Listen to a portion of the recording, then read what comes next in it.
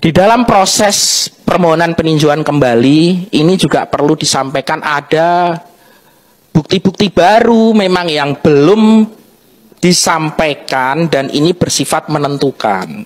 Sehingga pada saat itu ada bukti-bukti baru yang disampaikan kepada melalui memori di dalam permohonan peninjauan kembali yang salah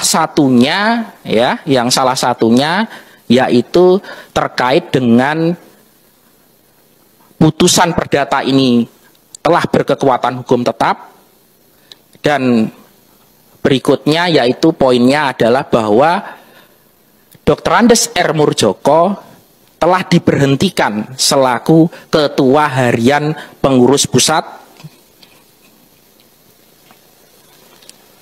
tertanggal 23 November 2017 oleh Majelis Luhur Persaudaraan Setiahati Ternate.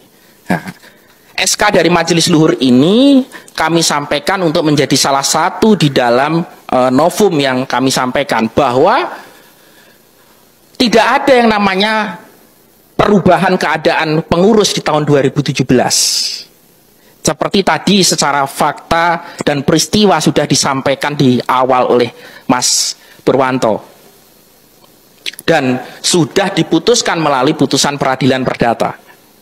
Sehingga kami menganggap bahwa ada kekhilafan hakim dalam memutus perkara nomor 217 ini.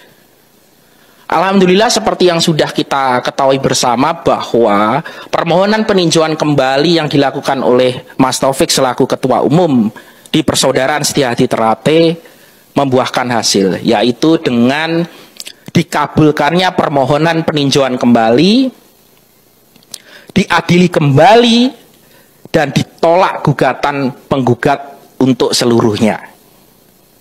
Jadi permintaan tadi yang di awal, permintaan bahwa gugatan ini di dalam perkara 217 adalah membatalkan SK pendirian badan hukum yang diketuai oleh Mas Taufik.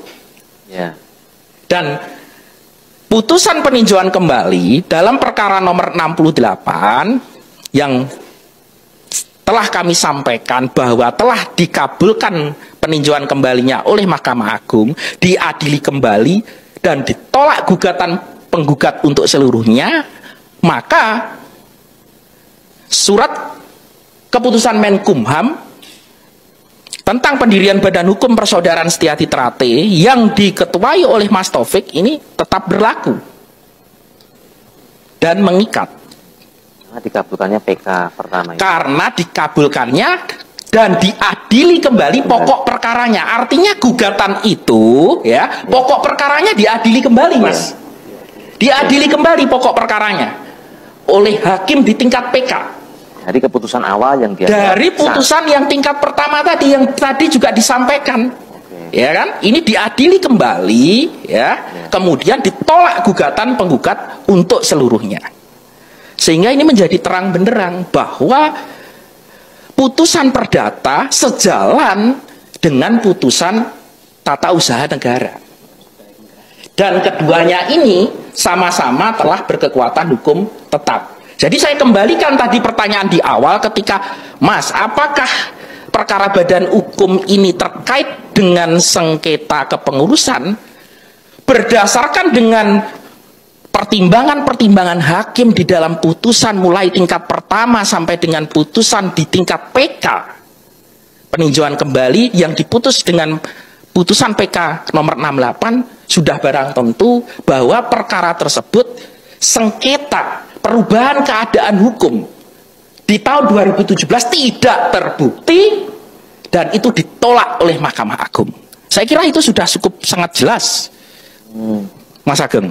Oke Mas Billy, berarti artinya dapat disimpulkan secara awam bahwa BH yang tadi dianggap tidak ada kaitannya dengan sengketa kepengurusan, justru malah kebalikannya, orang gugatan itu malah menggunakan dasar kepengurusan untuk menggugat, kan seperti itu kurang lebih. Ya inilah yang menurut hemat kami pihak yang mengaku sebagai PSHT ini dengan membuat rilis pers terkait dengan alasan-alasan yang sudah diajukan dalam gugatan, yang sudah diperiksa, kemudian diadili dan sudah diputus, saya kira ini menjadi sebuah hal yang tidak relevan kembali untuk ini diungkap kembali, gitu.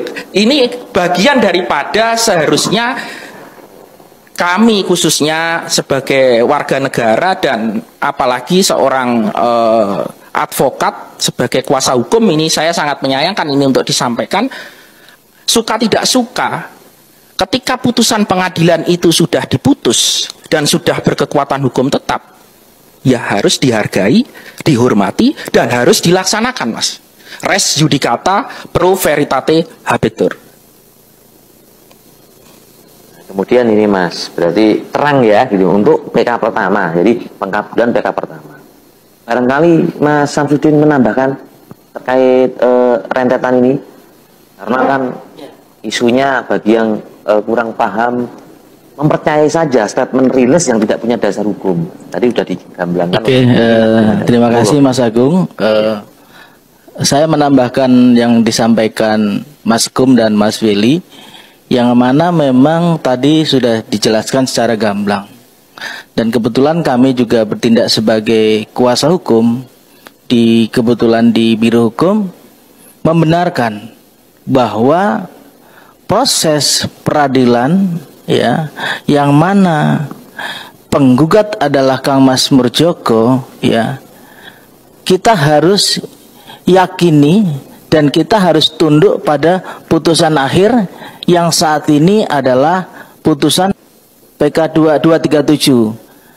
237 itu terbit adalah sebuah upaya dari Kang Mas Murdjoko atas terbitnya putusan PK 68, dan hasilnya permohonan atau mungkin perlawanan Mas Murdjoko tersebut ditolak. Nah, kami berharap kepada sedulur PSHT dimanapun berada bahwa adanya press release yang disampaikan dari tim hukum Kang Mas Murdjoko, menurut kami ini mengganggu nilai-nilai persaudaraan dalam berorganisasi. Ya, kami tekankan kembali bahwa kita jangan pungkiri hati nurani kita, bahwa kepengurusan Kang Mas Murdjoko itu pun juga diajukan sebagai alat bukti permohonan di PT UN Jakarta. Kalau tidak salah mungkin alat bukti nomor 24. Jadi kalau toh memang ada, katakan ada, jangan ada tidak adakan. Kita orang PSHT harus berani jujur.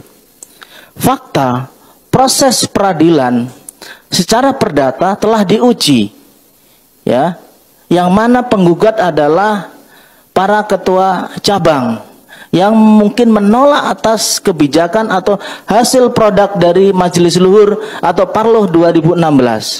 Begitu juga telah dikalahkan atau mungkin tidak dikabulkan oleh Majelis Hakim. Begitu juga berupaya secara administratif negara dari hingga pengadilan tingkat pertama hingga PK kedua. Masa iya sih akan ada PK ketiga lagi? Kan tidak. Ini kan sangat bertentangan saya kira. Gitu. Jadi kami berharap ayo kita harus cerdas, jangan mudah terbawa hoak. Ya. Press release yang disampaikan oleh tim Kang Mas Murdjoko ini adalah bentuk, ya, menurut saya adalah apa ya, yang mungkin fakta-fakta yang ada dikaburkan melalui pesan-pesan atau mungkin podcast tersebut. Mungkin itu yang kami perlu sampaikan, bahwa ayo kita harus berani katakan jujur. Itu aja Mas. Kembali ke Mas Willy. Jadi Mas Samsudin sudah mendahului menyampaikan. Jadi kemudian hasil PK 1 digugat kembali dengan PK 2 kan gitu ya Mas ya. PK 2 kemudian ditolak. Nah, artinya menguatkan kan gitu. Nah, ini bagaimana Mas Willy? Ya, menanggapi ini.